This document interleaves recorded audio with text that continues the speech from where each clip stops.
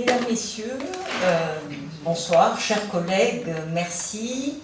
Je vous remercie de cette participation dédiée à la valorisation des actions mises en œuvre par le CHU en faveur du développement durable.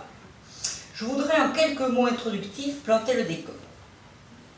Dans le contexte actuel où le dessèchement de notre planète associé à de violents événements climatiques est rapporté partout, les professionnels de santé manifestent un fort intérêt pour connaître leur niveau d'émission de gaz à effet de serre et travailler à la décarbonation de leurs activités. Ce, malgré souvent leur faible niveau de connaissance sur les intrications entre les actes de soins et les enjeux climatiques et énergétiques. La santé représente plus de 7% de l'emploi en France et environ 8% de la production des gaz à effet de serre. Ces émissions de gaz interviennent à tous les niveaux d'activité du système de santé. Consommation de matières premières et d'énergie fossile, pour la mobilité et le chauffage, entre autres. Consommation de médicaments et de dispositifs médicaux, dont le circuit est très carboné du fait de leur fréquente production hors Union européenne. Consommation d'eau, production de déchets en tout genre, et en particulier de plastique. Ainsi, un lit d'hospitalisation produit environ 1,5 tonnes par an de déchets plastiques, chimiques, métalliques et dernièrement technologiques, avec tout ce qui est jetable et de haute technologie. Au-delà de ces constats, les travaux du groupe de développement durable essaient de maîtriser et de baisser ces consommations en établissant les bénéfices et les risques des évolutions technologiques, en pilotant la politique des achats, en favorisant les circuits courts, la relocalisation du tissu industriel de notre filière santé, en promouvant les économies d'énergie et d'eau, en participant à la maîtrise de la production des déchets et de leur recyclage. Ainsi, nous nous orientons vers la préférence du matériel non jetable et des dispositifs médicaux réutilisables et nous réfléchissons sur la mobilité des personnels. Plus largement, et dans la mesure où nous sommes CHU, la formation aux enjeux environnementaux des professionnels de santé est aussi une des voies d'avenir, d'autant plus aisée que la sensibilisation des jeunes générations aux problèmes est vive. L'évolution du système de soins vers un système de santé est aussi à enseigner. Promouvoir un volet coût carbone dans les projets de recherche, dans les projets hospitaliers, dans les réformes du système de santé nous paraît important. Mais nous ne leurrons pas. La France ne représente dans le monde que 0,67% des émissions de gaz à effet de serre et ce niveau bas est lié aussi à une désindustrialisation massive choisie il y a plusieurs décennies. Notre confort actuel, notre niveau de soins sont étroitement liés à la consommation élevée d'énergie fossile et de matières premières. La désescalade se fera au prix d'une révision importante de notre mode de vie. Il faut nous y préparer. Moins de chauffage, mais en améliorant la performance énergétique des bâtiments, moins de mobilité individuelle à moteur thermique, moins de technologies inutiles. Il faudra repenser l'offre de soins en se focalisant sur le juste soin, moins de médicaments, plus de prévention, d'éducation populationnelle à la santé, en sachant que la sous-consommation et le renoncement aux soins sont souvent une source de surconsommation de rattrapage. Tout l'enjeu de notre réflexion en cours est de rendre la potion moins amère. Bonne soirée à tous.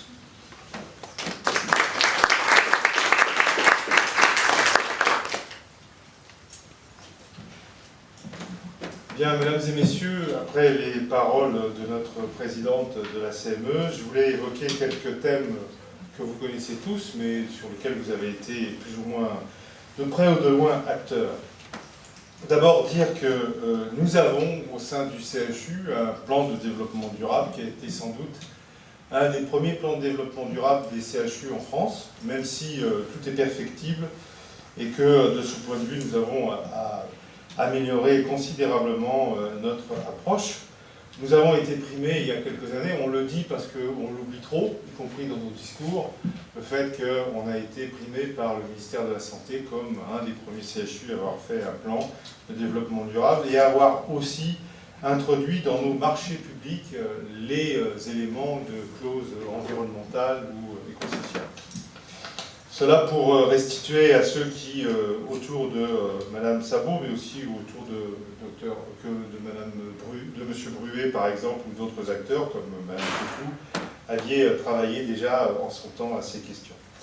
Je voulais aussi dire que le développement durable est tellement complexe et tellement diversifié que des plans comme les plans mobilité, les plans d'organisation et d'accès à des mobilités douces, comme le vélo par exemple, même si ce n'est pas forcément évident en fonction du relief, font partie de nos objectifs. Encore faut-il, quand on construit des hangars à vélo, qu'on puisse les utiliser ou qu'on les utilise. Puisque parfois on les construit, on y investit de l'argent, mais ils ne sont pas utilisés. Voilà, c'est comme ça, c'est la vie. Je voulais vous dire, j'espère que ce n'est pas une mauvaise nouvelle, mais que nous avons fait une demande pour faire en sorte que chacun puisse, quand il utilise le vélo ou d'autres mobilités douces, être rémunéré, puisque les pouvoirs publics l'avaient prévu.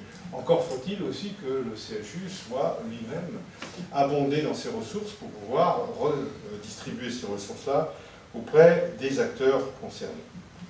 On parlera de tri de déchets, vous parlerez mieux que moi de tout cela. Je voulais simplement dire que soigner au CHU avec une démarche éco-responsable, c'est sans doute un développement de plusieurs techniques et de plusieurs actions qu'il faut mettre en place. En cette période de mutation, les acteurs de santé et les agents, au-delà de leur prise de conscience individuelle, de leur prise de conscience citoyenne, essayent d'adopter des pratiques professionnelles plus ou moins adaptées, plus ou moins respectueuses de l'environnement, y compris dans le tri des déchets, j'essayais de le dire maladroitement. L'engagement des établissements sanitaires, sociaux et médico-sociaux pour le développement durable a plutôt émergé avec les conventions et à partir des années 2010, dans un cadre où le Grenelle de l'environnement avait boosté ces éléments, pour se traduire notamment entre 2017 et 2020 vers, je dirais, une émergence plus affirmée. Le développement durable repose sur certains piliers, on peut en citer quelques-uns, mais ce n'est sans doute pas les seuls: l'économie, le social, l'environnemental. Le lancement de la stérilisation de territoire à ce titre, le 30 mai dernier, montrait aussi une préoccupation constante, une usine de stérilisation qui s'organise autour des process qui sont développés avec l'équipe du professeur Sautou et du docteur Odoul, avec des gestions du travail par les différents acteurs, avec une gestion des tris et de l'organisation des approvisionnements, avec une réduction aussi des coûts carbone, ne serait-ce que par les transports. Ce lancement de la stérilisation est une illustration parmi d'autres de l'engagement complexe de notre établissement autour de ces piliers que sont le social, l'environnement et l'économique. L'ensemble des agents, je le disais, est impliqué, notamment à travers la création de groupes d'ambassadeurs du développement durable, mobilisés pour sensibiliser et diffuser les bonnes pratiques sur les 3 sites du CHU et aussi autour des directions communes ou autour du GHT. Madame Karine Courtadon, ici présente, avec d'autres acteurs, essaye d'emmener cette dynamique toujours compliquée et toujours à recommencer, à renouveler. En lien avec la Journée mondiale de l'environnement, les événements qui se sont déroulés aujourd'hui ont présenté et présentent les forces et les actions qui sont tournées vers cette orientation. Du site Destin avec le label éco-responsable de la maternité, qui a fait, je dirais, son effet auprès de notre population, mais aussi un certain buzz médiatique. Auprès du site Louise Michel, avec la protection de la biodiversité, et je discutais en arrivant du fait que parfois, cette biodiversité est protégée d'une certaine façon, puisqu'on oublie parfois de tondre, donc la biodiversité est protégée, c'est vrai. Et parfois, en tondant, eh bien, ceux qui sont pour ce type de protection nous disaient vous tondez trop. Voilà. Bien, bref, c'est complexe et ça résulte d'une discussion qui est toujours renouvelée à l'intérieur de notre bonne France, puisque la France et notre CHU sont des terres de débat. Le CHU déploie des actions depuis 2015 avec des résultats qu'on peut juger probants, certes pas assez satisfaisants, mais probants. 47 filières de tri déployées, réduction de la consommation d'énergie d'eau.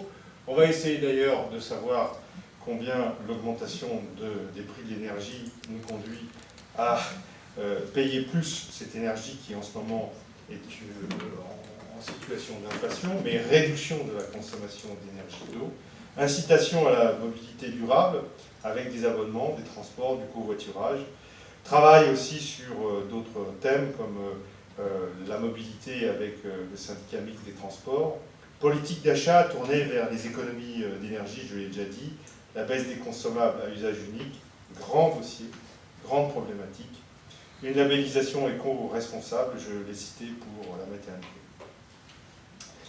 À Gabriel Montpied, on essaye aussi de mettre en valeur les producteurs locaux, les productions locaux, avec l'action de l'amicale du personnel notamment.